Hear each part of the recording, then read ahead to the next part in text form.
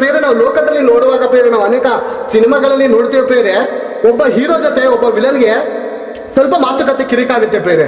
ಮಾತುಕತೆ ಆದಾದ್ಮೇಲೆ ಹೀರೋ ಕೈಲಿ ಆತರ ಒದೆ ತಿಂದು ಹೋಗಿ ಏನ್ ಮಾಡ್ತಾನೆ ಗೊತ್ತಾ ನನ್ನ ಕೈಲಿ ಸೋಸಕಾಲ ಅಂದಾಗ ಅವನ್ಕಿಂತ ಕೆಟ್ಟವರಾದವರನ್ನು, ಅವ್ರಕ್ಕಿಂತ ದುಷ್ಟರಾದವರನ್ನು, ಅವ್ರಕ್ಕಿಂತ ನೀಚ ನಡವಳಿಕೆ ಉಳ್ಳವರನ್ನು, ಅವರಂಗಿಂತ ಮರ್ಡರ್ ಮಾಡಿರುವಂತ ಹೆಚ್ಚು ಜನರನ್ನು ಕರ್ಕೊಂಡ್ಬರ್ತಾರೆ. ಯಾಕಂದ್ರೆ ಗೊತ್ತಾ, ಇವ್ನು ಸೋಲ್ಸಕ್ಕಾಗಲ್ಲ.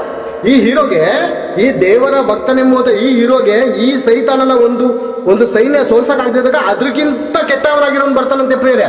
ಅದ್ರಕ್ಕಿಂತ ಕೆಟ್ಟವರನ್ನ ಕರ್ಕೊಂಡ್ಬಂದು ಏನ್ ಮಾಡ್ತಾನೆ, ಹಂಚಿಕೊಡುವನು ನನ್ನ ನೋಡಿ ಪ್ರೇರೆ 24ನೇ ವಚನ ನೋಡೋಣ.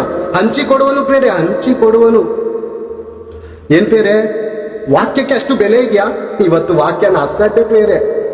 ಬದುಕಿಸುವಂತದ್ದು ಆತ್ಮವೇ ಯೇಸು ಕ್ರಿಸ್ತನ ವಾಕ್ಯವು ಎಲ್ಲ ನೀಚತನವನ್ನು, ದುಷ್ಟತನವನ್ನು ತೆಗೆದು ಹಾಕಿ ಮನಸ್ಸಿನೊಳಗಡೆ ಬೇರಿರುವಂತ ವಾಕ್ಯಕ್ಕೆ ನಮ್ರತೆಯಿಂದ ಎಡೆ ಕೊಡಿ ಅಂತ ದೇವರು ಬಾಯಿ ಬಡ್ಕೊಂಡು